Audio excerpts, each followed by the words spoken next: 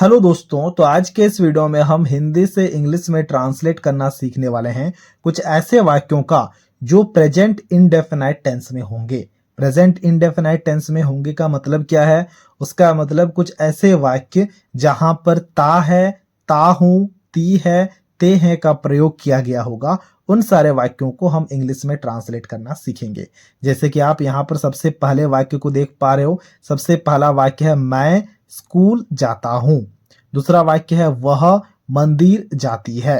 तो इसी प्रकार के वाक्यों को हम कहते हैं कि ये वाक्य प्रेजेंट इंडेफिनाइट टेंस में है। और इन्हीं वाक्यों को हम कैसे इंग्लिश में ट्रांसलेट करेंगे वही हम इस वीडियो में सीखने वाले हैं। तो वीडियो बहुत ही मजेदार वीडियो होने वाला है दोस्तों, तो इसीलिए इस वीडियो को एक लाइक जरूर कर देना। और कुछ इसी प्रकार के वीडियोस को देखने के लिए आप हमारे चैनल को भी सब्सक्राइब कर सकते हो।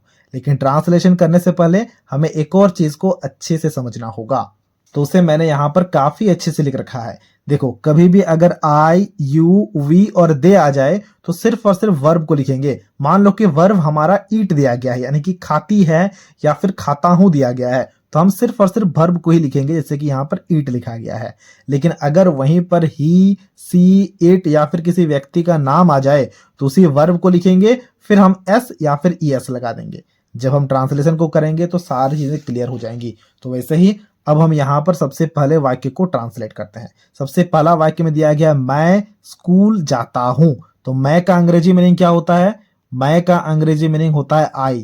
तो हमने यहाँ पर लिखा आई, देख पा रहे हो। अब देखो क्या लिखा है, जाता हूं, यानी कि वर्ब यहाँ पर है जाना। जाना का मतलब क्या होता है अंग्रेजी में? जाना का मतलब होता है गो। तो हम यहाँ पर गो लिखेंगे। अब बताओ, यहाँ पर सिर्फ और सिर्फ गो लिखेंगे या फिर एस या फिर ई एस लगाएंगे?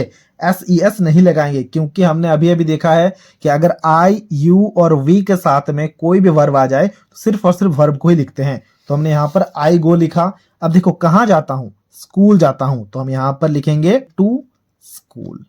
आई गो टू स्कूल। ये हो गया हमारा इंग्लिश ट्रांसलेशन मैं स्कूल जाता हूं का। चीजों को समझ पा रहे हो? अच्छे से समझ पा रहे होगे। अब देखो, यहाँ पर दूसरा वाक्य हमारे पास में क्या दिया गया है। देखो, दूसरा वाक्य यहाँ पर है वह मंदिर जाती है। सबसे पहले बताओ किसके बारे में बात किया जा रहा है? किसी एक पुरुष के बारे में बात किया जा रहा है या फिर स्त्री के बारे में बात किया जा रहा है? जाती है यानी कि स्त्री के बारे में बात किया जा रहा है। तो हम यहाँ पर लिखेंगे वह के जगह में सी, एस एच ई सी। अब देखो, जाती है लिखा गया है और सी आ गया है, तो बताओ गो लिखेंगे या फिर गोज लिखेंगे? यहां पर हम गोज लिखेंगे, जी ओ ई एस। देखो, यहां पर हमने सिर्फ और सिर्फ गो लिखा था, लेकिन यहां पर हमने गोज लिखा। ऐसा हमने क्यों किया? क्योंकि देखो, हमने पहले ही आपको बताया कि अगर कभी भी ही, सी, इट या फिर किसी व्यक्ति का नाम हो तो हम वर्ब को लिखते हैं, फिर एस या फिर ई एस लगाते हैं। ठीक है, देखो यहाँ पर गो है तो गो के साथ में ई एस लगता है, तो हमने लिखा सी गोज। अब कहाँ जाती है ना? मंदिर जाती है। तो हम यहाँ पर लिखेंगे सी गोज टू। मंदिर का इंग्लिश क्या होता है? मंदिर का इंग्लिश होता है टेम्पल। तो हम यहाँ पे लिखेंगे सी गोज टू टेम्पल। क्या ये बात आप समझ पा रहे हो? बिल्कुल समझ पा रहे होगे। तो वह मंदिर जाती है, इसका इंग्लिश ट्रांसलेशन हो गया सी गोज टू टेम्पल। अब इसी प्रकार से यहाँ पर कुछ और वाक्य दिया गया है, जरा ध्यान से देखना। देखो, अगला वाक्य है हम लोग आम खाते हैं। हम लोग का अंग्रेजी मीनिंग क्या होता है? हम लोग का अंग्रेजी मीनिंग होता है वी। ठीक है, अब देखो यहाँ पर लिखा गया खाते हैं। खाते हैं यानी कि खाना यहाँ पर वर्ब है, तो खाना यहाँ पर क्रिया है, तो यहाँ पर हम क्या लिखेंगे? ईट, ई ए टी, क्योंकि खाना का अंग्रेजी मीनिंग ईट होता है। अब बताओ, वी के साथ में इट लिखेंगे या फिर इट्स लिखेंगे?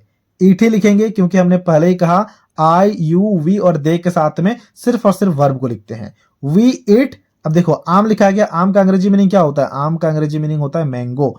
तो हमने लिखा वी इट मैंगो। तो ये हो गया हमारा इंग्लिश ट्रांसलेशन हम लोग आम खाते हैं का। अब देखो, चौथा वाक्य दिया गया है राम क्रिकेट खेलता है। अब बताओ, राम का अंग्रेजी मीनिंग क्या होगा? राम का अंग्रेजी मीनिंग राम ही होगा, तो हमने यहां पर राम लिखा। फिर देखो, लिखा गया खेलता है। अब बताओ, यहां पर खेलना का अंग्रेजी मीनिंग क्या होता है? खेलना का अंग्रेजी मीनिंग होता है प्ले। तो हमने यहां पर प्ले लिखा। अब बताओ, सिर्फ और सिर्फ प्ले लिखेंगे या फिर एस ई एस लगाएंगे? एस ई एस बिल्कुल लगाएंगे, क्योंकि किसी व्यक्ति का नाम लिखा गया है। तो हम यहाँ पे लिखेंगे राम प्लेज। क्या खेलता है? क्रिकेट। तो हम यहाँ पे लिखेंगे राम प्लेज क्रिकेट।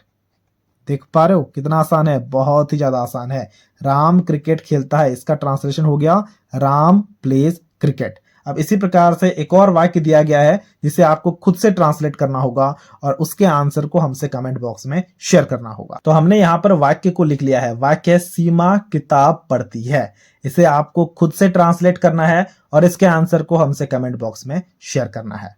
तो ये था आज का वीडियो जहां हमने प्रेजेंट इंडेफिनाइट टेंस वाले वाक्यों को काफी अच्छे से इंग्लिश में ट्रांसलेट कर लिया है। तो अगर आपको ये वीडियो अच्छा लगा है तो इस वीडियो को एक लाइक जरूर कर देना और कुछ इसी प्रकार के वीडियोस को देखने के लिए आप हमारे चैनल को भी सब्सक्राइब कर सकते हो।